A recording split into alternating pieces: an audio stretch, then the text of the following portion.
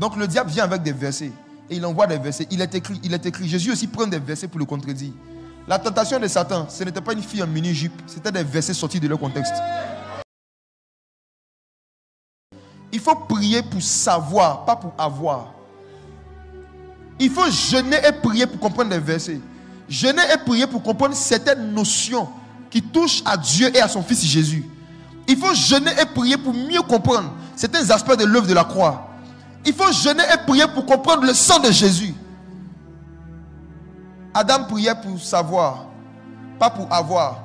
La preuve, Satan ne te tente qu'avec ce que tu cherches le plus dans ta vie. Toi, quand Satan veut te tenter, il t'envoie des femmes parce que c'est ce que tu cherches le plus dans ta vie. Certains ici, quand le diable veut les tenter, il envoie de l'argent sale parce que c'est l'argent que tu cherches le plus. Mais quand Satan voulait tenter Adam, il a emmené l'arbre de la connaissance.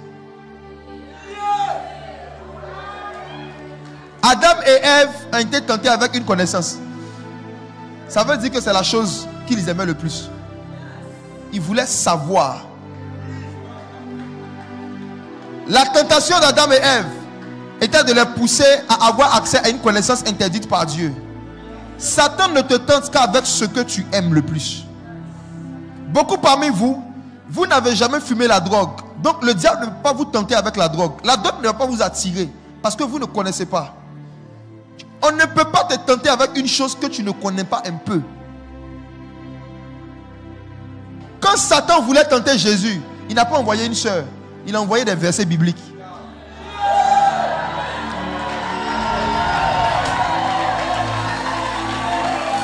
Dans Matthieu chapitre 4, la tentation de Jésus, c'était quoi? Saute, car il est écrit, il donnera des ordres à ses anges, de peur que ton pied ne heurte contre une pierre. Satan tente Jésus avec les psaumes parce que Jésus aimait David.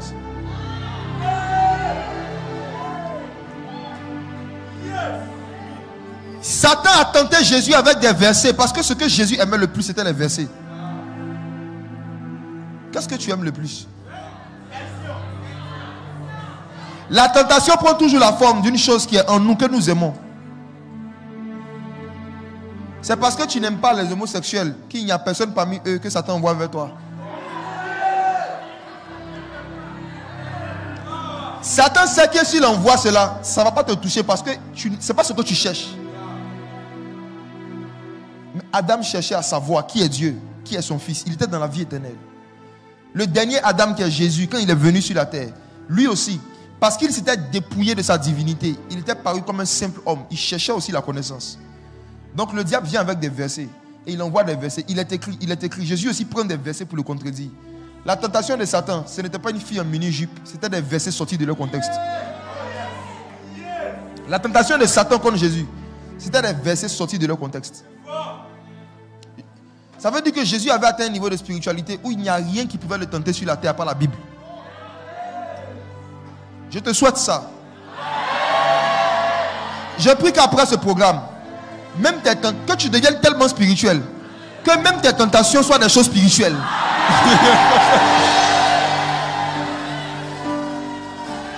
Je prie que tu deviennes le genre de chrétien où quand Satan veut te tenter, il doit réfléchir pour savoir qu'est-ce qu'il va envoyer. Asseyez-vous. Essayons de trouver dans la Bible un seul exemple d'un homme qui jeûnait et priait juste pour comprendre des versets. Daniel. Daniel chapitre 9 verset 21.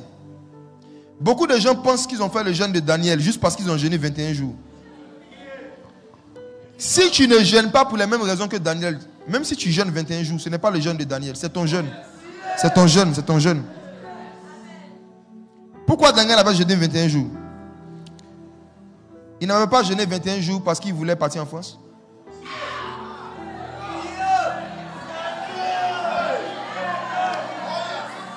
Daniel 9 à partir du verset 20. Daniel 9. Daniel 9 verset 20. Daniel chapitre 9 verset 20. Verset 20.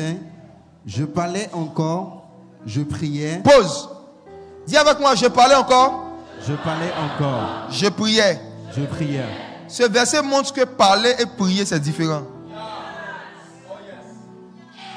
Ce n'est pas parce que tu parles que tu pries. Ce n'est pas parce que tu parles que tu pries. Je parlais encore, virgule, je priais. C'est deux choses différentes. En fait, quand tu parles à Dieu de choses qui ne le concernent pas lui et son fils Jésus, tu parles. Maintenant, quand tu commences à parler des choses qui le concernent, qui concernent son royaume, tu pries.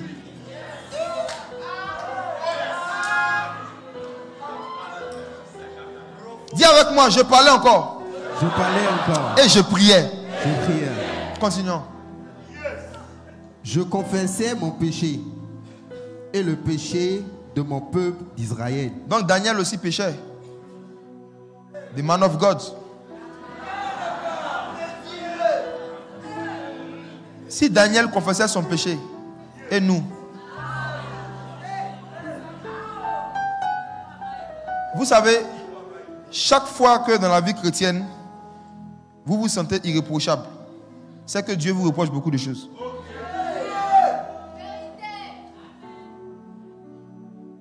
Chaque fois que vous ne voyez pas dans vos vies des choses que vous devez améliorer, c'est que vous êtes aveugle. Continuons. Et je présentais mes supplications à l'Éternel, mon Dieu, en faveur de la sainte montagne de mon Dieu. Ses prières étaient en faveur de sa vie ou en faveur de la montagne de Dieu? En faveur de la sainte montagne de Dieu. Daniel priait pour ses besoins ou pour les besoins de Dieu? Il priait pour les besoins de Dieu. Verset 21. Je parlais encore dans ma prière quand l'homme, Gabriel. Dis avec moi l'homme Gabriel. Je n'ai pas dit l'ange Gabriel. Je dis l'homme. Est-ce que vous connaissez? Je sais que vous connaissez l'ange Gabriel. Est-ce que vous connaissez l'homme Gabriel? Je vais vous parler de lui après. Continuons. Ce n'est pas l'ange Gabriel, c'était l'homme Gabriel. Continuons. Que j'avais vu précédemment dans une vision, s'approcha de moi d'un vol rapide. Dis avec moi d'un vol rapide. D'un vol rapide. Daniel était en train de prier et il a vu un homme qui ne marchait pas mais qui s'envolait. Un homme. Qui a déjà regardé Superman? Superman. Le voici ici. Daniel est en train de prier. C'est le genre d'expérience que tu peux avoir si tu développes une vie de prière qui porte du fruit. Daniel n'a pas vu un oiseau en train de voler. Il a vu un homme qui s'approcha de lui d'un vol. Un homme. Un homme, tu le regardes. Il ne se déplace pas avec ses pieds. Il vole dans la chambre. Imagine toi, tu es en train de prier. Tu ouvres tes yeux et puis tu vois un homme qui vole. Regarde.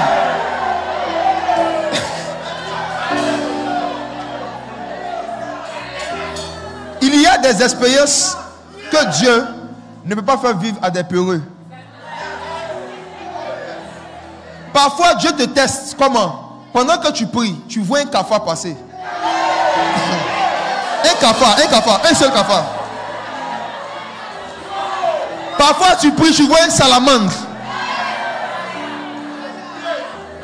Ta réaction vis-à-vis de l'insecte est un test du ciel pour voir si on peut t'emmener un homme qui vole.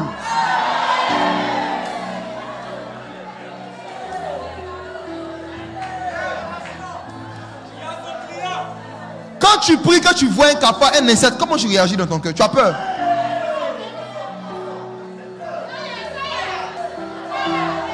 Le feu. Ok. Verset 22. Il m'instruisit et s'entretint avec moi. Oui. Il me dit, Daniel, je suis venu maintenant pour ouvrir ton intelligence.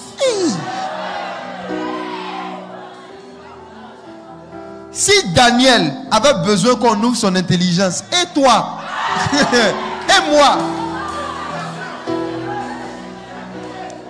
Maintenant, je vais dire quelque chose qui est un peu grave. Les frères, nous sommes au 4e chapitre de Daniel. Donc, du chapitre 1 au chapitre 8, son intelligence était fermée, mais il expliquait les songes.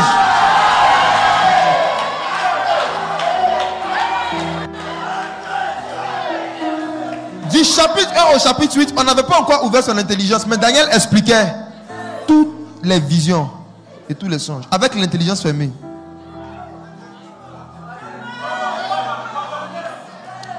Maintenant, et nous qui n'arrivons pas à comprendre nos propres songes, notre intelligence est comment?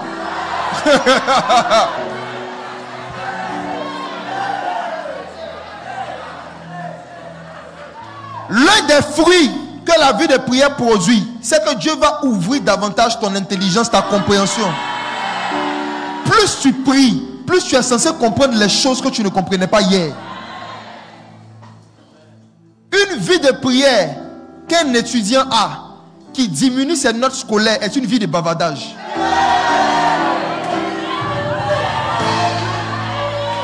Je parle aux élèves et aux étudiants. Logiquement, plus tu pries, plus ton intelligence est censée s'ouvrir. Plus tu pries, plus on est censé voir une amélioration dans le domaine qui concerne l'intelligence. Maintenant, toi, tu as reçu un Jésus qui, plus tu le pries, tes moyennes baissent. Tu pries un diable.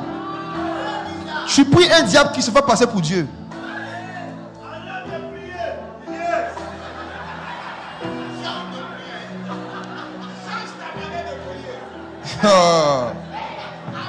Verset 23, regardez ceci. Je suis en train de vous parler du jeûne de Daniel. Dans le milieu évangélique, tout jeûne de 21 jours est abusivement appelé jeûne de Daniel. Pourtant, Daniel a jeûné pour des motifs, pour des raisons. Il a jeûné pour savoir des choses, pas pour avoir des choses. Donc tout jeûne qu'on fait de 21 jours dans le but d'obtenir des choses que des païens arrivent à avoir sans jeûner comme un visa, ce n'est pas le jeûne de Daniel. Écoutez-moi. Chaque fois que vous décidez de faire un long jeûne pour obtenir une chose matérielle qu'un païen arrive à obtenir sans Jésus, c'est un régime. Régime.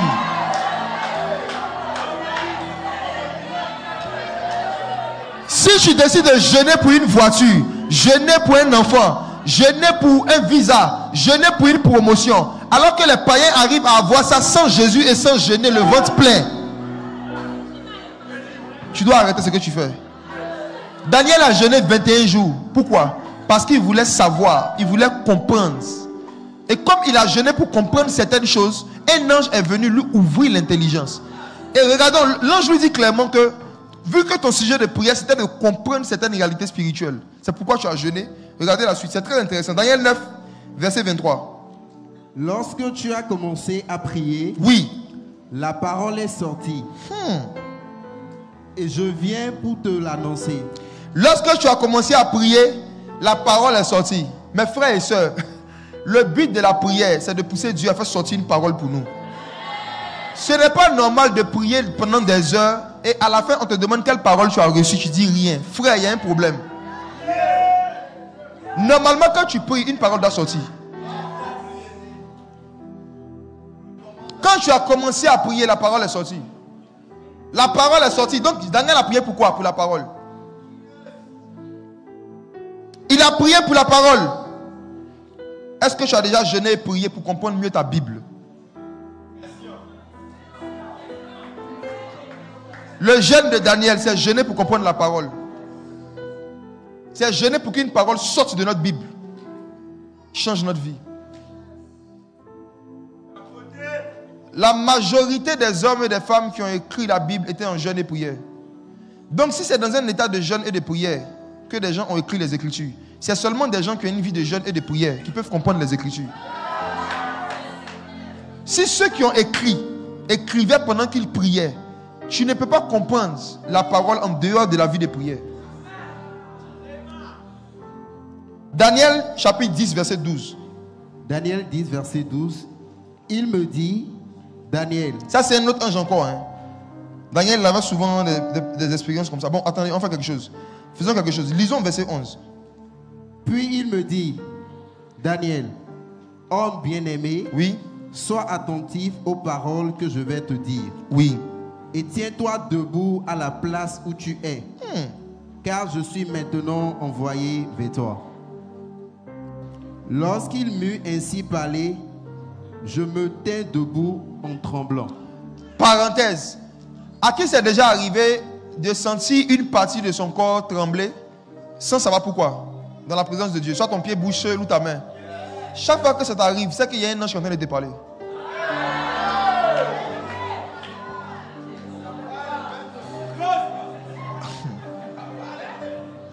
Les anges n'ont pas un corps physique. Donc tu ne peux pas entendre avec tes oreilles. Quand ils parlent, tu n'entends pas avec tes oreilles. Mais ton corps a des réactions. Pendant qu'il me parlait, je m'étais debout en tremblant. Tu es en train de trembler, pourquoi? Parce qu'il y a des informations qu'on est en train de déposer dans ton cœur, dans ton esprit. Tu ne les entends pas audiblement. Mais tu vas dormir, tu vas te réveiller. Et tu vas prendre un verset que tu as toujours lu. Et quand tu vas commencer à lire le verset, tu vas commencer à comprendre des choses que tu n'avais jamais compris.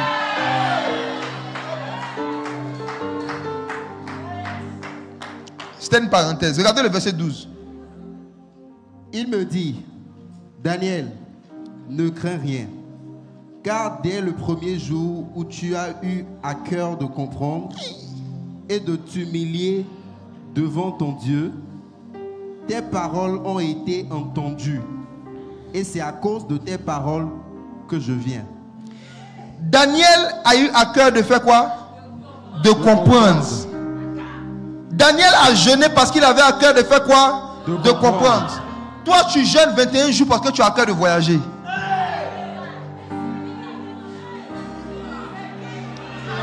Tu jeûnes 21 jours parce que tu as à cœur de te marier. Daniel a jeûné 21 jours parce qu'il avait à cœur de comprendre, de comprendre, de comprendre.